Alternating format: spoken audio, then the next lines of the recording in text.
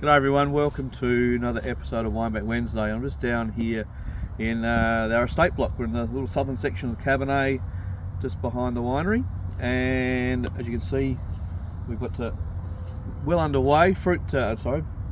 Growing season's well underway, obviously, and we've got plenty of fruit here. We haven't had flowering yet. I'm assuming that'll probably happen in the next week or two. We've just got a bit of warmth coming through, but the weather's been all over the place. We've had some warm weather, and then we've had some cold, wet weather this week, but yeah, flowering's not far away. But the bunches are long, they're full, some of them have got wings on them as well, so touch wood, if we have some nice weather through flowering and set, we should have some good yields this year.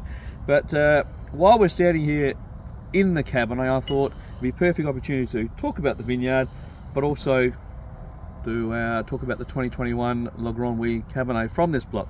So it was this label, which has got the Grenouille, obviously is French for frog. It's a bit of tongue-in-cheek fun that obviously the Australian wine industry, along with some of the other New World countries like New Zealand and America and what have you, their wine industry is a lot younger compared to those in Eastern Europe and Europe.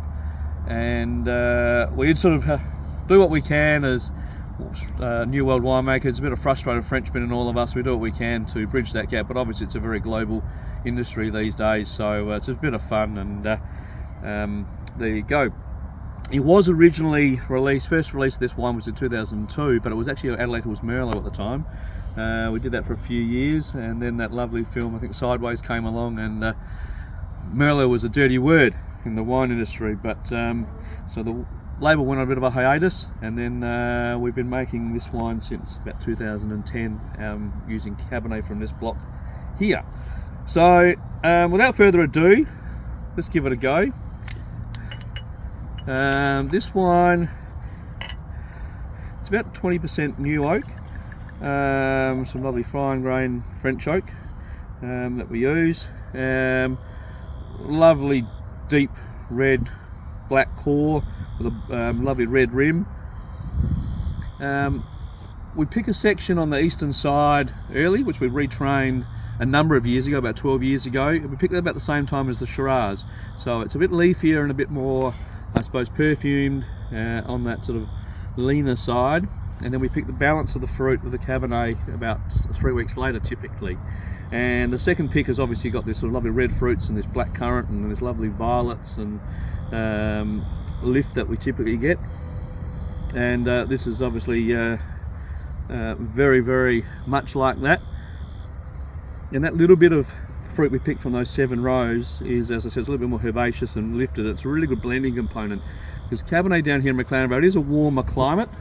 Cabernet, it gets ripe, but I feel as though we only have a few day window, because if it's a warm vintage, often the fruit can get a little bit too far and it becomes a bit more dry reddish. So sometimes, thankfully, I haven't had that happen very often, if not at all.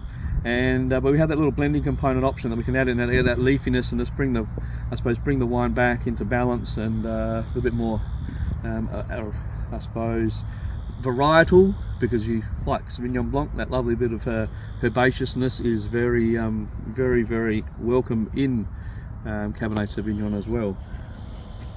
As I said, lovely red fruits, purple fruits, some bit of violets,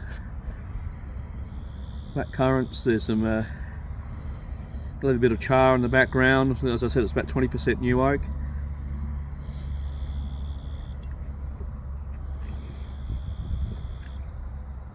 Straight on the palate. Again, it's got this lovely, this red fruits. There's some cranberries there, sort of lovely acidity in that cranberryness, giving that nice sort of, not sour, but it's sort of a lovely acidity, and the red fruits give you cranberry sort of notes. There is a bit of char from the oak.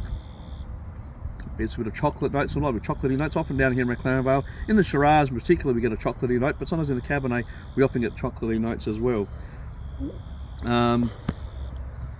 It's rolling along, lovely fine tannins, and being a warmer climate, our tannin profile typically gets are more approachable with young wines than, say, things like Margaret River or Coonawarra, where often their tannin profiles in young wines or younger wines a little bit more upfront and aggressive, and it needs a couple more years to settle down and integrate. But not discounting those quality of wines. I mean, they're two very, very, very good regions for Cabernet, but thankfully in McLaren Vale, with that warmer climate, as I said, our tannins are a little bit more riper and a little bit more approachable in younger wines. But they do age very well. I think we had it was interesting, 2011 recently, which was a very, very cool wet vintage, yet there were some positives and shining lights out of that vintage.